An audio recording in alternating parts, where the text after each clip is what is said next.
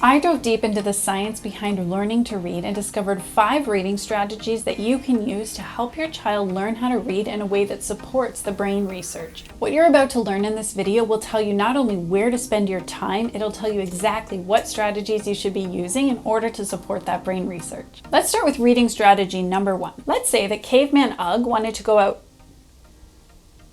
hunting and wanted to leave a note for his wife that said, "Me hunt." In order to communicate this message, first he would need to break it down into its very smallest sound parts. E. Then he'd need to find some kind of visual representation to represent each of those sounds. Chicken. E. Monkey. Finally, his wife would need to come home from the cave, put together those sounds using the visuals represented in order to understand what he had read.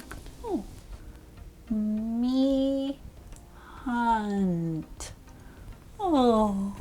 UGG and his wife have coordinated the 3 brain regions that science has proven need to be developed when a child is learning to read. The auditory, where your child can break a word into its tiniest sound parts. The visual, where they understand that a symbol represents that sound, in our case, letters, and in UGG's case, chicken. And then the comprehension region, which blends those sounds together in order to understand whatever the word is. The Science of Reading researchers actually performed brain scans on struggling readers to determine why some kids struggle with reading and why some kids just get it.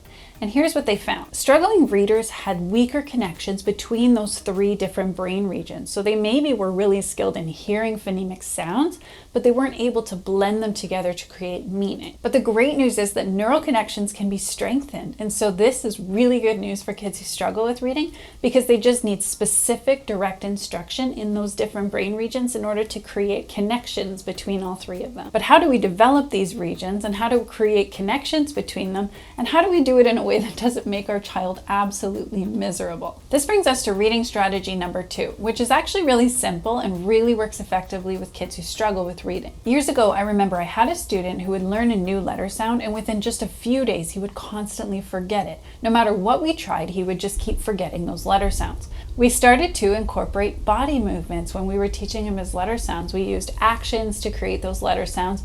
We traced them in sand and traced them in the air and traced them all over the place in order to activate multiple parts of the brain. Once he started doing this, he ended up learning all 26 letter sounds in just a matter of weeks. The next reading strategy is actually one that a lot of parents skip, but then they regret it later because their child has to unlearn or break all these reading habits that they've developed unintentionally. Let's say you have a child who's super eager to learn to read. They run over to you with a book, they crack it open, they're like, "Can I learn to read?" And so you sit down with them and they repeat after you, memorizing the story. Eventually they can say it word for word. But what their brain is actually doing when they're learning that way is creating visual cues all around the page in order to remember what was written. So they're using pictures and the word shapes and maybe the first letter of each word. And their brain is figuring out, oh, these are reliable reading sources when I'm learning to read. But here's the problem. Eventually those pictures get taken away, and eventually new vocabulary that kids have never heard before gets put into new books, and then they're struggling because they don't know how to decipher the word. They're just guessing with the tools that their brain has created using this memorization strategy. So now let's say child B comes up, cracks open the book, "Mom, Dad, can I learn how to read?" And you finish reading that story with them, enjoying every minute, but then you start introducing them to the Caveman UGG style way of reading. You get them interacting with their first visual representation of a sound that they hear inside of words. And you just keep building on this. You don't even have to finish all 26 letters before they actually start learning how to read. In fact, in this video right here, you can have your child reading in just 3 days, teaching them a few key letters and a step-by-step strategy that I go over in this video. Now, what about these other brain regions? Do they play any part in learning to read? This brings us to reading strategy number 4, which also puts us in the middle of the most heated debate inside of the reading community. One side of the debate adamantly argues that children should be able to memorize words that show up a lot in children's books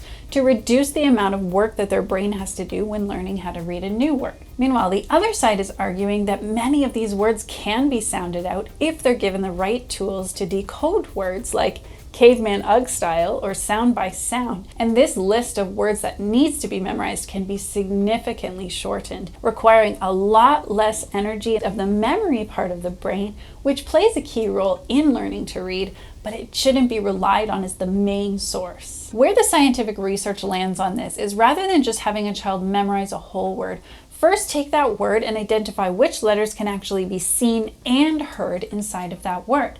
So say, for example, you were teaching the word said.